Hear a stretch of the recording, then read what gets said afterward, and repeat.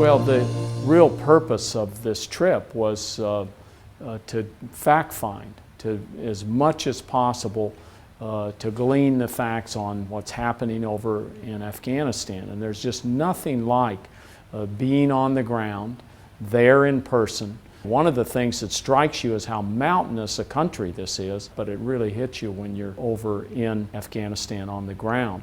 But when you see individuals, there's nothing like being in a room and being face to face with someone and asking them the tough questions. So this was a very helpful trip.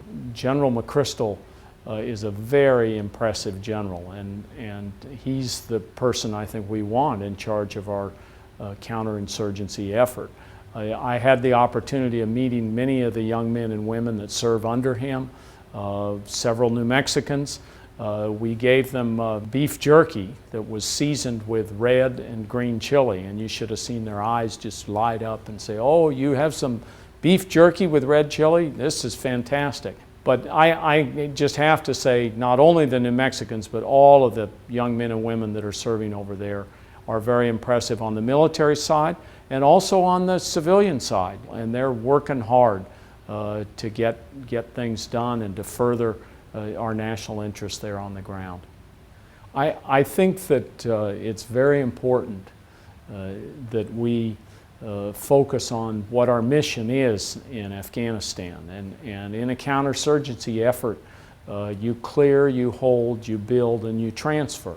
The first two parts of that are military activity, and we want to try as much as possible to make sure that increasingly the effort moving forward is Afghan-led, meaning Afghans are taking the fight rather than Americans. And I think that's the way to go at this particular point. After all, we've been there for 10 years. We're going to train them, we're going to bring them up to snuff, but then they have to really step forward. And that's why that transfer is so important that's going to take place next year in July.